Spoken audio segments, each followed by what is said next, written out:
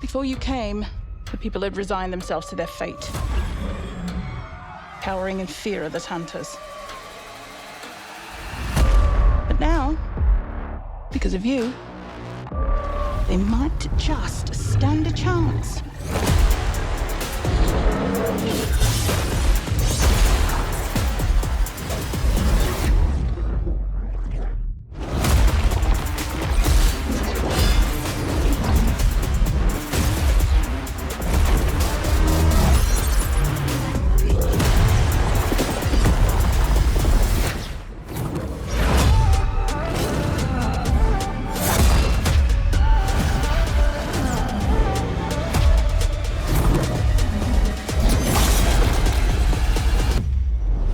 End this once and for all.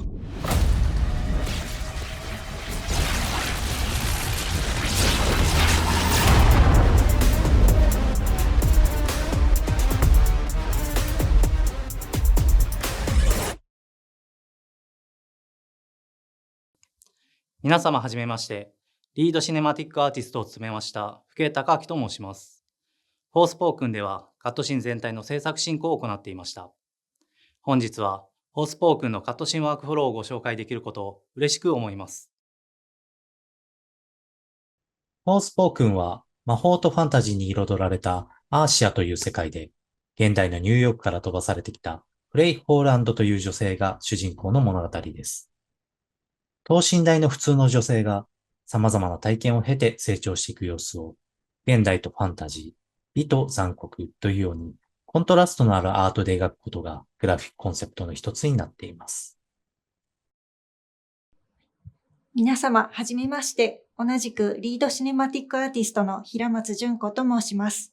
フォースポークンではカットシーン全体の進行やクオリティ管理を務めました。今作で各セクションで行ったカットシーンのクオリティを高めるための取り組みを共有したいと思います。例えば、今作ではカットシーン全体のイメージコンセプトを合わせるために、カラースクリプトを採用しています。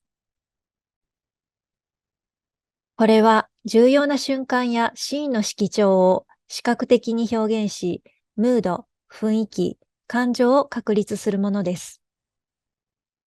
カットシーン全体の流れもつかめ、スタッフが意識を統一して作業しやすいので、余計な勘違いや手戻りもなくなり、結果としてクオリティを高めやすくなります。こちらのカラースクリプトをベースとし、各工程の制作を進めました。約90シーン、110分にも及ぶカットシーンのクオリティを維持しつつ、期間内に作り切るためのアプローチの一端を紹介していきたいと思います。フォースポークンでは、汎用的なリソースで構成される簡易的なカットシーンなど、いくつか種類がありますが、本日ご紹介させていただくのは、専用のリソースで構成されるカットシーンのワークフロー解説となります。最後までご覧いただけると幸いです。それではまずはじめに、アセットパイプラインとエンジンについてお話しさせていただきます。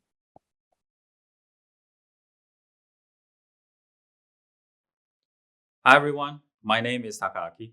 You can also call me Mo. I'm a technical artist responsible for production pipeline in Forspoken. Today, I'm here to talk about streamlining and optimization of cutscene production pipeline. Let's take a look into the tools and softwares that we use in Forspoken. We have a comprehensive approach starting from motion capture all the way to production tracking. To streamline our workflow, we have developed some in-house tools and software that automate many of the tasks that we perform in the pipeline. However, in this presentation, we'll mainly focus on third-party software that we use to bring our assets to life. First on the list, Time Sync is a step in our workflow for syncing up the video, audio, and actual capture data so that the 3D artist can start working on it. For this step, we use Adobe Premiere Pro, a highly versatile video editing software that delivers great results. Once the motion capture data is ready, the layout artists work on the assembly and integration of the various assets, including characters, environments, and dialogues. To achieve this, we use specialized software like Motion Builder. However, in some cases, the software may present limitations, and we employ additional tools like Maya to ensure seamless integration and optimal results. As we move forward in the pipeline, we use in-house tools for exporting the animation and camera layout data to the correct places. All of these assets are then assembled back together in Luminous Engine during the scene assembly stage. This is where the real magic happens, as we add body and facial animations, secondary animations like hair and cloth simulation, visual effects, and lighting. For this, we use Motion Builder and Maya for body and secondary animations, Dynamicsys and Maya for facial animation, Luminous Engine and Houdini for visual effects, and Luminous Engine for lighting. With multiple teams working on different parts of the same scene, it's crucial to track and manage the data each team is creating to ensure seamless collaboration. That's where Perforce comes in. It provides a centralized system for version control, allowing us to easily track and manage all our assets and data, reducing errors and saving time. Not only that, but we can also easily roll back to previous versions of assets if needed. Alongside the 3D asset files, the source codes are also version controlled in Perforce. For our developers, we use PyCharm for developing tools and plugins that automate the tedious processes for the artists, and Visual Studio for engine-side tools and codes that require compilation. Last but not least, to streamline the review and feedback process, we use ShotGrid. It allows us to organize and track reviews and give feedback easily, saving us time and reducing human error. Additionally, we've automated the upload process, allowing us to focus on the creative aspects of the review and feedback process. Next up, Junko and Takaaki, our lead cinematic artists, will delve into the specifics of how ShotGrid is integrated into our event scene production process. カットシーンワークフローにおけるショットグリッドの活用方法を平松から紹介します。カットシーンのワークフローは非常に複雑で、関係セクションも多岐にわたります。プロジェクトを効率的に進めるために、ルミナスプロダクションズではショットグリッドを活用していました。クオリティと納期を両立させるために非常に役立ちました。ただ、ショットグリッドでプロジェクトを運営する前に、このようなカットシーンフローズを作成しました。役割を明確にすることで、無駄な手戻りが発生せず、最終的なクオリティも上がります。記憶でリーダーだけが把握しているフローではなく、誰が何の責任をどのステータスで持っているか、明確にしながら進めることが重要に思います。ショットグリッドには様々な機能があり、作業効率を高めることができます。しかし、カットシーンでは多くのセクションが関わるため、またアウトソースも含めた運営を考え、シンプルな使い方を意識しています。まずはカットシーン制作の全工程をタスク化しました。それぞれのタスクで進捗動画、ステータス、フィードバックの管理を行い、各セクションの進捗を誰でも把握することができるようにしました。タスクにはクオリティの方向性やクオリティラインを維持するために、アートディレクターと演出監督による3段階のチェック、ラフチェック、ポリッシュチェック、ファイナルチェックを用意し、フィードバックもショットグリッド上でやり取りしていました。フォースポークンでは品質管理のため、毎日最新状態のカットシーンをルミナスエンジンで自動録画していました。そのキャプチャーされた動画をショットグリッドに自動的にアップする仕組みを作り、進捗確認やチェック用の動画、さらには不具合確認用として活用していました。次はパイプライン TA から動画の自動アップロードについて具体的な説明をします。Maintaining a clear record of our production progress is essential to ensure that our teams can work together efficiently and effectively. With multiple teams working in parallel on character, environment, layout, animation, effects, lighting, and simulation, it's important that we keep track of their daily updates. That's where ShotGrid comes in. Using the Python API of ShotGrid, we're able to upload the video files with all the metadata to the right entity with ease. The batch script is registered and executed regularly in the Windows Task Scheduler, calling the Python script to compare the information stored in the designated directory with its counterpart in ShotGrid. Only those videos that have not been uploaded are uploaded, thus ensuring that no videos is uploaded in duplicate no matter how many times the batch script is executed, or if it's stopped in the middle and needs to be restarted. This makes the time-consuming and error-prone task of uploading videos to ShotGrid effortless, and saves a significant amount of time and resources.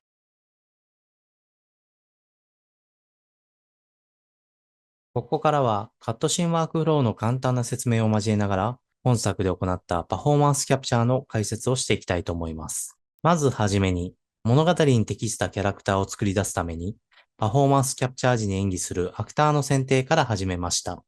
本作ではすべてのキャラクターではありませんが、アクターを 3D モデル化して、さらには声もゲーム内に反映させる必要がありました。よって、演技だけではなく、見た目の雰囲気や声などが求めているキャラクターに合っているかという観点も重視して選ばれています。また、アクターが 3D モデルとならない場合でも、身長はなるべく近づけることで、目線の演技に違和感が出ないような工夫を行いました。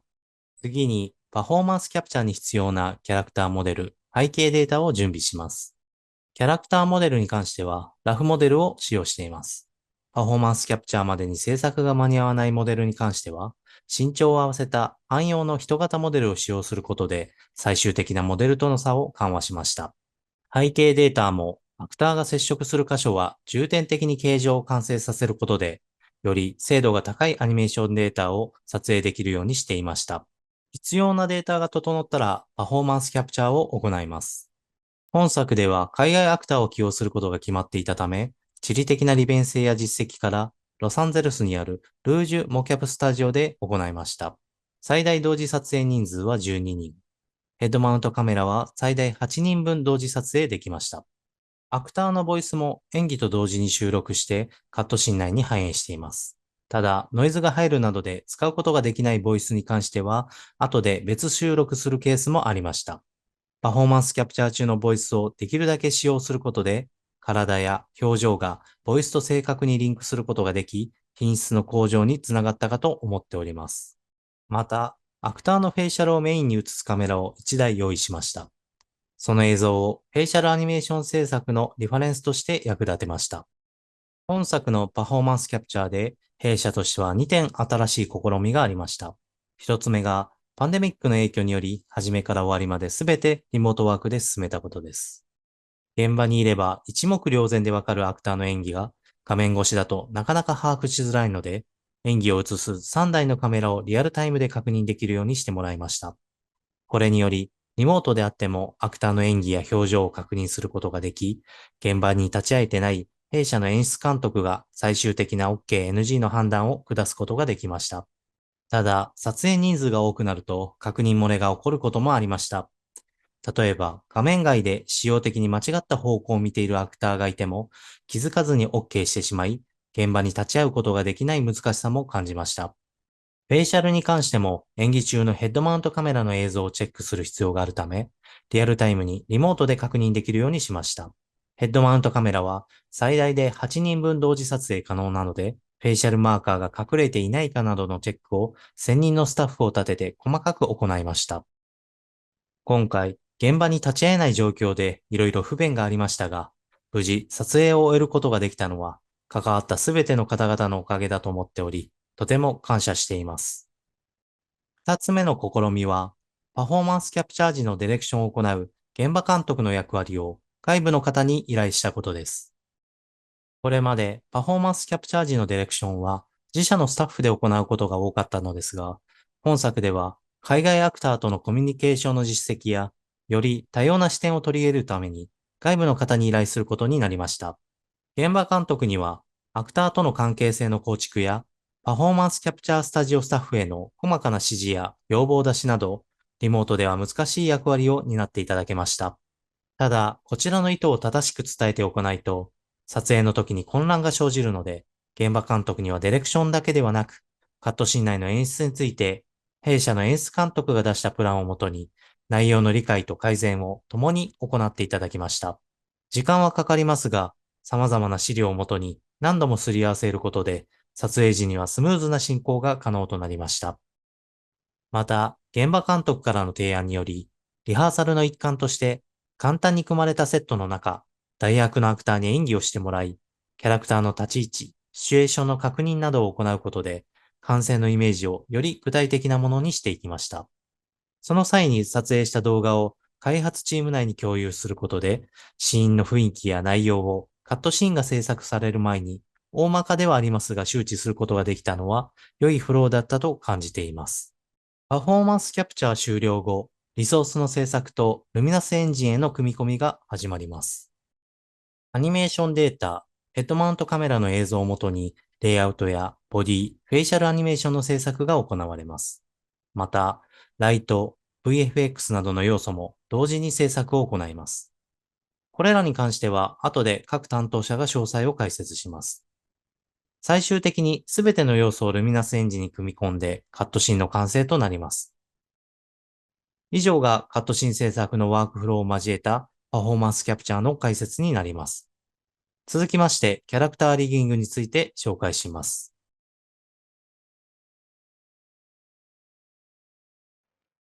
はじめまして、リギングアーティストの富岡康介です。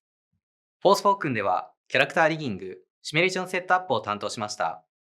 私からは、リグに関するアニメーターの作業効率向上のための工夫などについてお話ししたいと思います。はじめに、本作のすべての人型キャラは、子供も含め180センチ相当の共通骨格を採用しています。共通化された骨格は、男女の骨格の違いなどをブレンドした平均的な関節位置になっています。骨格を共通化することで、すべての人型キャラはアニメーションリターゲットをせず、モーションの流用することが可能になっています。このままでは、キャラクターがすべて同じサイズになってしまうので、キャラクターの身長に応じたサイズを設定しています。ルミナスエンジンでは、ベーススケールというキャラクターのサイズを調整する機能で身長差を設定していきました。カットシーンのために作成されたリグは、パフォーマンスキャプチャー、レイアウト、アニメーションポリッシュの工程別に3種類のリグを作成しました。加えて、アニメーションポリッシュ作業は、モーションビルダーとマヤの両方で行われたので、それぞれにリグを用意し、合計4種類のボディリグを作成しています。次に、ボディリギングのワークフローです。基本的に、ルミナスエンジン用のモデルデータをコンバートしてリグに使用しています。ルミナスエンジンのシェーダーをマヤのビューポートで表示するプラグインはありますが、処理負荷が高いのでアニメーション作業には適していません。なので、モーションビルダーやマヤで読み込めるマテリアルにコンバートしました。パフォーマンスキャプチャー用のボディリグでは、大量のキャラクターを素早くリギングすることが求められました。モデルのコンバートからキャラクタライズまでをなるべく自動化する必要があり、ツール開発がしやすく、スクリプトが書きやすいマヤで作業しています。本作では、各キャラクターごとに身長の調整が必要になるので、キャラクターのトップノードにスケールをかけています。また、キャラクターモデル作業が並行で進んでいるので、パフォーマンスキャプチャー用に仮モデルを使用しています。仮モデルは、ルミナスエンジンのモデルデータ形式としてエクスポートされているので、そのままキャラクターの仮実装に使用しています。レイアウト以降では、関節用にインハウスのエクスプレッションが必要だったり、キャラクターのルートモーションを制御する必要があるため、モーションビルダーでキャラクターレイズからコントロールリグの作成を行っています。このように、モーションビルダーの標準パイペットリグにキャラクターのルートモーションをコントロールできるリグが追加されています。レイアウトができる程度のセットアップなので、服や髪などの骨は入っていません。また、キャラクターモデルはフィックスしてない状態で作成し、モデリングと並行作業を行っています。アニメーションポリッシュ用のボディリグでは、モーションビルダー用とマヤ用の2種類を作成しました。左がモーションビルダーのリグ、右がマヤのリグです。マヤはスクエアエニックス内製のモジュラーリギングシステム、クラフトを使用しています。キャラクターモデルはフィックスしたものを使用しています。入れ物にジョイントも入っている状態です。どちらのリグも同じメッシュ骨、スキニングになっており、コントローラーの部分が異なるだけになっています。ボディリギングについては以上です。次はフェイシャルリギングについてです。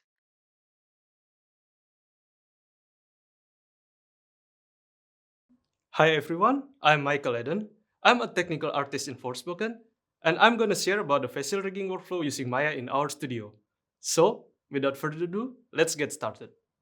For creating facial rigging, we need to go through some steps. So, let's have a look at this overview first. These are the steps we took, and let's dig into the first step, Photoshop. We do a Photoshop session for some important characters in the game, such as the main character, bosses, or the NPCs that often appear in the cutscene. We use several cameras from the front,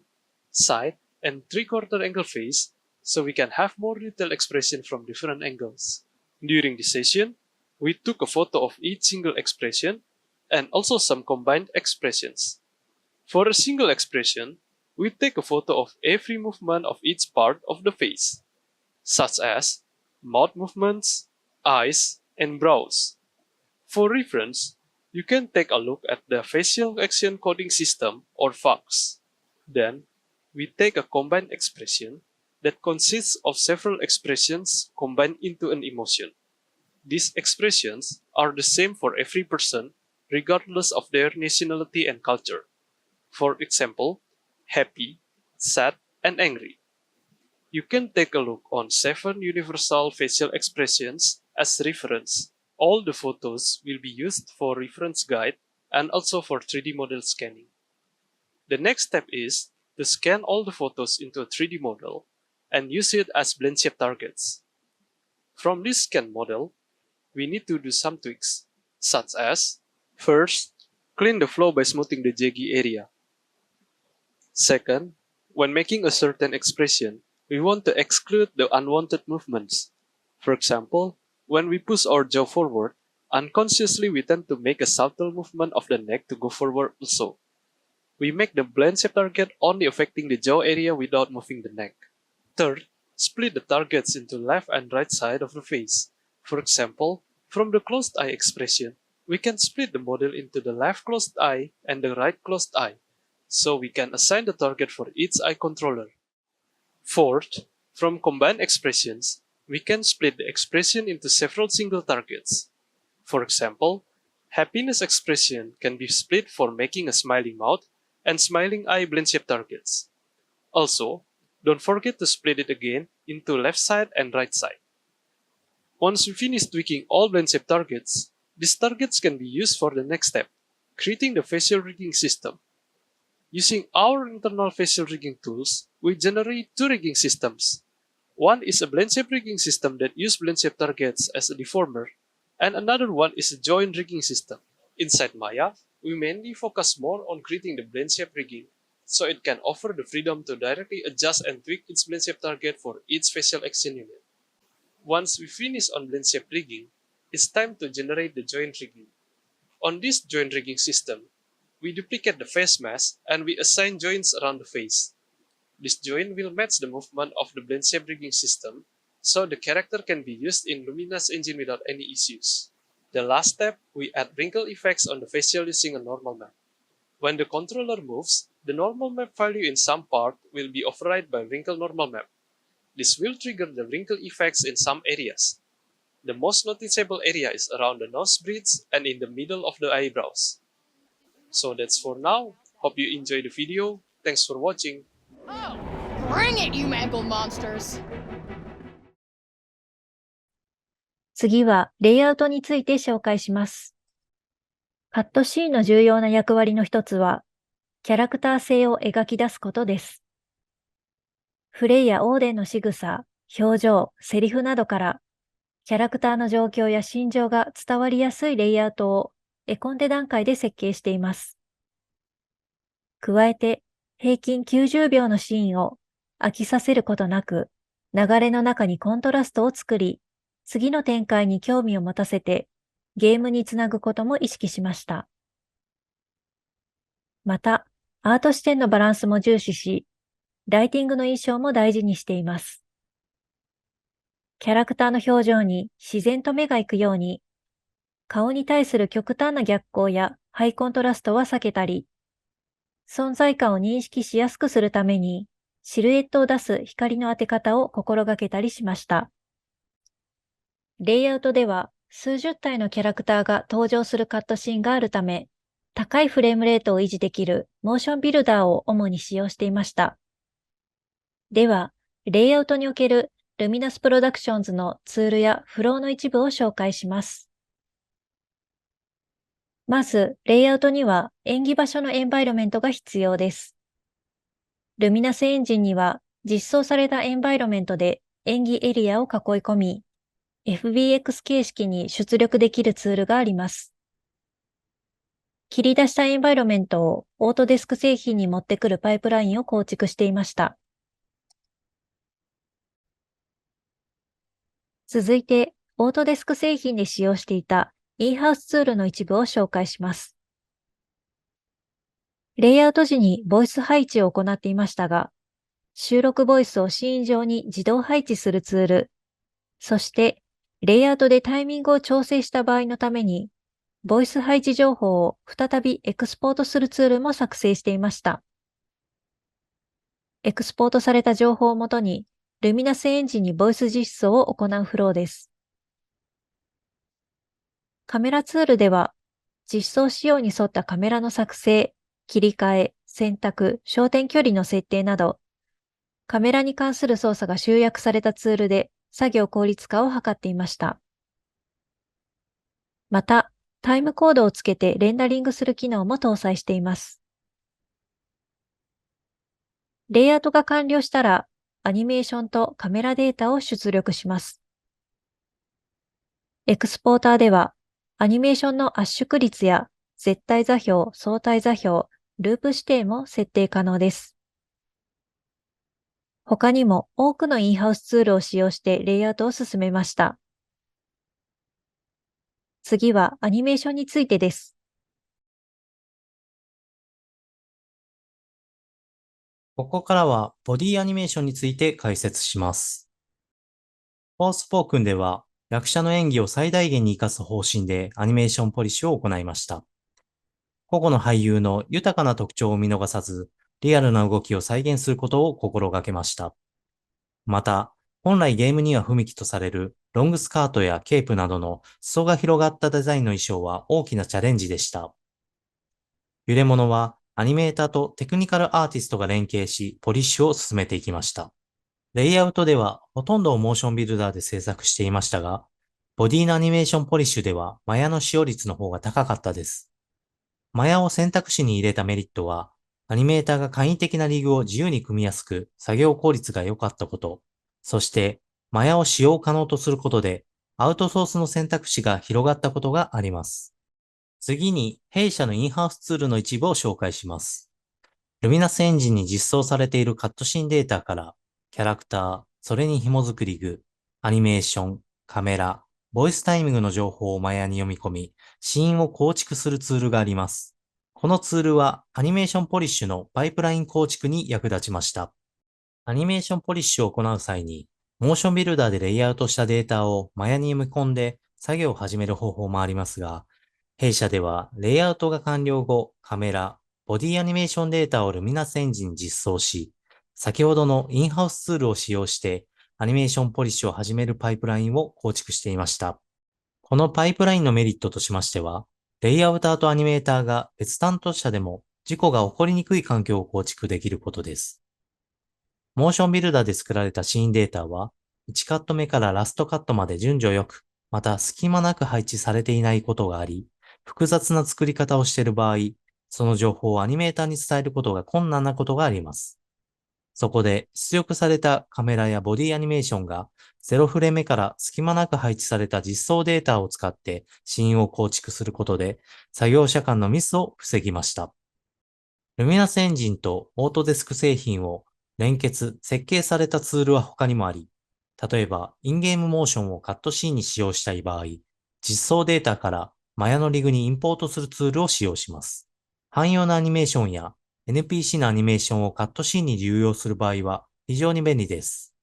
また、出力時にはレイアウト時と同じく個々のアニメーションに圧縮率を設定することが可能です。ゲームの容量や演出を考慮しつつ、アニメーション精度をコントロールして品質を保つようにしています。ボディアニメーションの解説は以上となります。続きまして、フェイシャルアニメーションについて紹介します。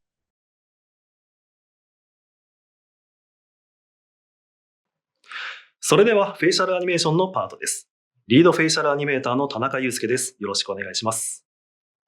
ルミナスプロダクションズのゲームとして初めて実在する人物のアニメーション作業に取り組むことになったフォースポークン。そのフェイシャルアニメーションの全体的なワークフローとクオリティアップのアプローチをご紹介いたします。まずワークフローの大まかな流れを説明します。はじめにフェイシャルアニメーションの作業に必要なデータをレイアウトシーンから出力、そしてダイナミクシーズを使ったトラッキング、次にマヤでのシーン構築とそのシーンを使ったリターゲティング、出力したフェイシャルアニメーションをゲームに実装し、最後にゲームを確認しながらポリッシュしていきます。それではデータ出力から解説していきます。レイアウトされたモーションビルダーのシーンデータからフェイシャル作業に必要な情報を出力します。一つはボイスポジション、もう一つはショットレンジ。ボイスポジションというのは、どのセリフがどのタイミングで再生されるのかを記載したファイルです。モーションビルダーのストーリーとルミナスエンジンのタイムラインとで、音声のタイミングを合わせるためにややこしい計算が必要なのですが、ヒューマンエラーを回避するためにクリック一つで情報を出力するツールを作成して対応しました。ショットレンジというのは、どのクリップがどのショットのどのフレームを使用しているかという情報で、ヘッドマウントカメラの動画とシンクさせるために必要な情報です。こちらも専用のツールから出力します。続いてトラッキングです。フォースポークンではダイナミクシーズを使ってトラッキングを行いました。トラッキングでは特別なことはしていませんが、先ほど出力したショットレンジを参照して、必要な部分、必要なレンジのみを対象にすることで、無駄な作業が発生しないようにしています。トラッキングが終わったら、マヤでフェイシャルリターゲットを行うためのシーンを構築します。シーンを構築するための専用のツールを使って、ショットグリッドやルミナスエンジンで作成したカットシーンファイルから情報を取得します。その情報を元にして、フェイシャルアニメーション作業に必要なフェイシャルリグ、ボディアニメーション、カメラアニメーション、これらのデータをこのツールでまとめて読み込みます。このツールはボディアニメーションのポリッシュでも使われていますが、それぞれの作業に必要なデータのみを選択して読み込むことができるため、シーンデータが重くなりすぎてしまうことはありません。また、ルミナスエンジンのタイムラインと同じ状態を簡単な手順でマヤ上に構築できるようにすることで、シーン構築にかかる時間とヒューマンエラーをかなり削減できたと思っています。ボイスデータも同じような手順で読み込みを行います。ボイスポジションを元にしてゲームに実装されたボイスのフレーム位置とボイス ID をカットシーンファイルから取得。セリフの文言が記載されたファイルからセリフの内容をそれぞれ取得して、必要なセリフのみを選択して読み込みます。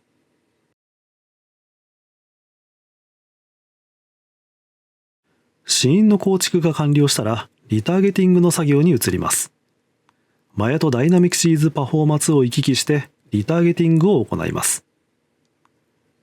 一通りリターゲティングが完了したら、ゲームに実装し、ポリッシュ作業に移ります。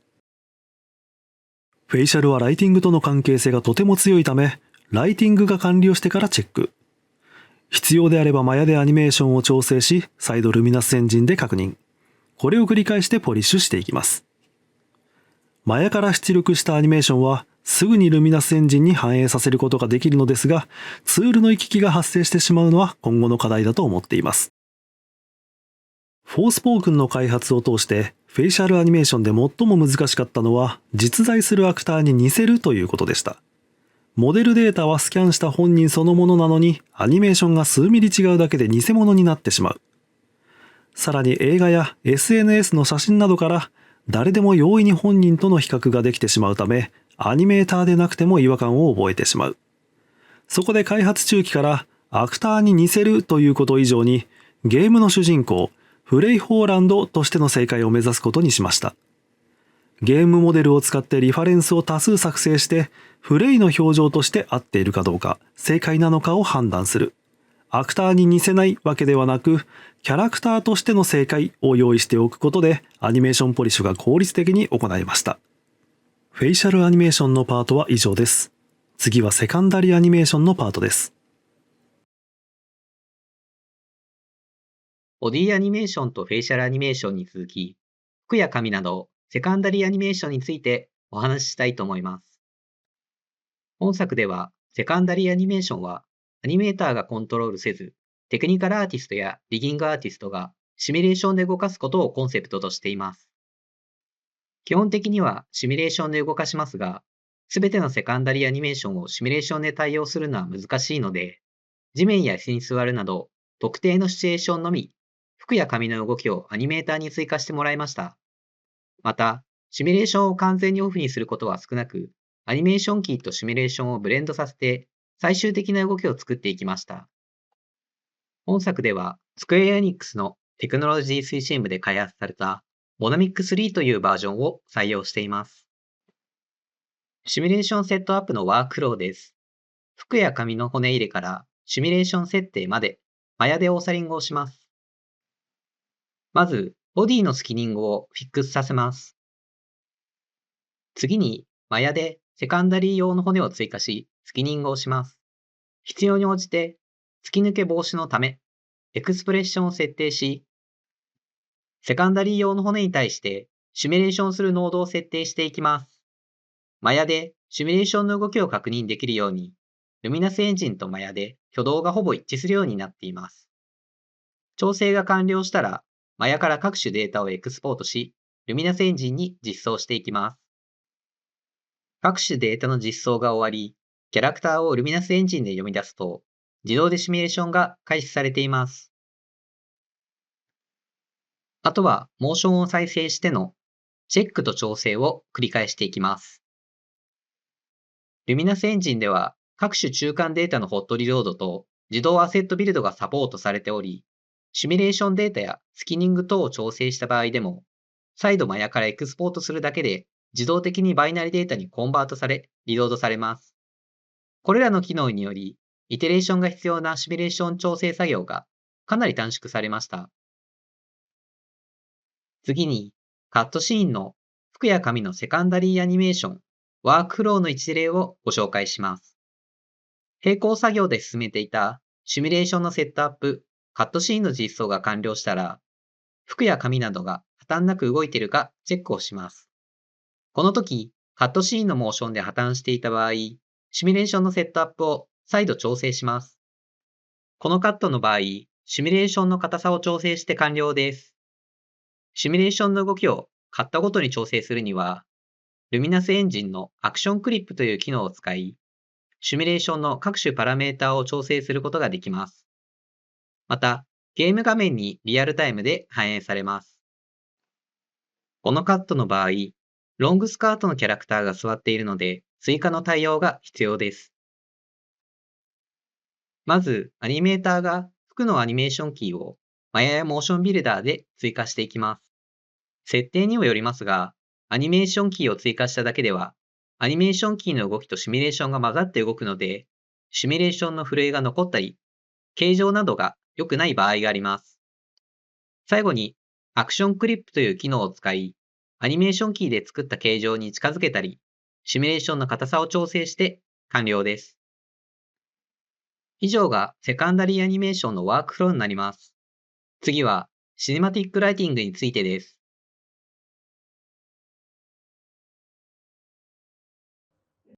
はじめまして、ルミナスプロダクションズのリードシネマティックライティングアーティストの黒木と申します。今回は、フォースポークンにおけるシネマティックライティングについてお話をさせていただきます。ではまず、ライティングの開発環境について少しご紹介をさせていただきたいと思います。従来よりルミナスエンジンにはイベントでライティングなどを行うための機能が備わっていましたが、今作ではさらなる拡張を進めております。新規要素を含め、空、露出、影など、環境を構成するほぼ全ての要素をタイムライン上でオーバーライド、アニメーションできるように拡張され、以前よりも表現の幅が増しております。また、ルミナスエンジンにはノードを組み合わせることで複雑なことでもアーティスト単独で対応ができる機能が実装されています。シネマティックライティングではキャラクターにライトを追従させたり、マテリアルをイベントのみ微調整するといったような用途で使われています。ルミナスプロダクションズではエンジン開発チームはタイトル開発チームとは別に組織されており、アーティストの要望などに素早く対応できる構造となっております。では、実際の流れに沿って解説をしていきたいと思います。ライティング作業を始める前に、カラースクリプトや絵コンテを確認しながら、アートディレクターチームからそのシーンの演出意図について説明を受けます。今回は、チャプター3の酒場のシーンを例に演出意図の解説をいたします。深夜の酒場。画面中央右側の女性がフレイ、左側がオーデンです。フレイがアーシアの牢獄からオーデンにより助け出された直後のイベントとなります。異世界への転移、生存の危機、投獄と立て続けの困難から解放され、フレイはようやく一息ついていますが、助け出された代償としてオーデンが何かを要求するのではないかと回帰的になっています。対してオーデンは滅亡の危機にあるこの世界をどうにか打開したいと考え、正気の中で生存、活動ができるフレイに対して希望を見出しているという対照的な二人のシーンです。キャラクターライティングを行う前にフィールドライティングを調整します。インゲームのライティングはある程度視認性が担保された明るい状態になっています。それを露出やフォグ、背景ライトや環境光などをオーバーライドしてシーンの演出に沿った状態に調整します。ここではフレイの不安感に合わせて全体的に暗く、心もとないろうそくの光によって人物がライティングされています。また、ろうそくはオーデンの近くに配置され、彼女をより明るく照らし、フレイが少し暗くなっています。これにより、二人の心情の差を表しています。また、このタイミングでフォーカスの調整も行っております。ルミナスエンジンではカメラの画角と F 値に基づきボケを作り出すことができます。カメラなどを使ったことがある人は直感的に使用できる機能となっています。この機能を使用してキャラクターの内面に迫りたいときはボケを強く、状況を説明したいときなどはボケを弱く設定していきます。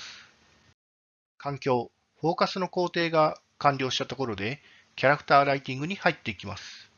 キャラクターライティングではキーライト、フィルライト、リムライト、キャッチライト、ヘアライトなど複数の意図を持ったライトで演出意図とキャラクターの魅力が伝わるようにライティングを行います。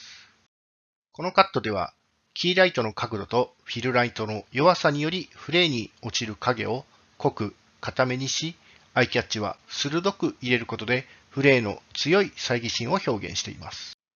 フレイとは対照的にオーデンのカットでは影は柔らかく明るいライティングになっております。強めのアイキャッチにより彼女が抱いているフレイへの期待を表現しております。キャラクターライティングが完了したらグレアやカラーフィルターの調整を行い、ライティングの工程は終了となります。以上、ご清聴ありがとうございました。それではカットシーンの完成までをダイジェストでご覧ください。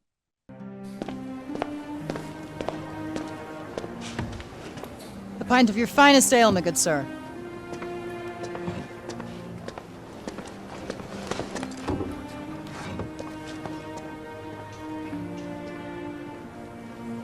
Oof, hell of a kick. You guys do not mess around. All right, let's hear it. This isn't gonna last long. My father researched the phenomenon known as the Tirana extensively. Tirana? The tunnel of light you traveled through? I believe his work holds the answers you need.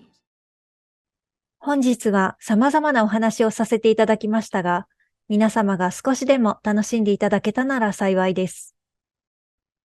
フォースポークンはゼロからチームを組織し、意欲のあるメンバーが揃い作り上げたゲームです。チームでは個々に明確な役割を持ち、学習し続けることを重要に考えています。チームのコミュニケーションでは、仲間の意見を大切に、共に作り上げ、成長していける関係を尊重しています。チームの方針は、テクノロジーとグラフィックスの融合による、今までにない新しい体験を届けることです。そのために、弊社では、ルミナスエンジンと呼ばれるゲームエンジンを開発しております。時代のトレンドの技術をいち早く取り入れ、最先端のグラフィックスを常に追求するためです。オートデスク製品との強力な連携も引き続き必要不可欠になっていくと思います。今後も試行錯誤を重ねながら、世界でも通用するクオリティを目指していきます。まだフォースポークンをプレイされていない方は、ぜひ手に取ってプレイしていただければと思います。皆様、ご視聴ありがとうございました。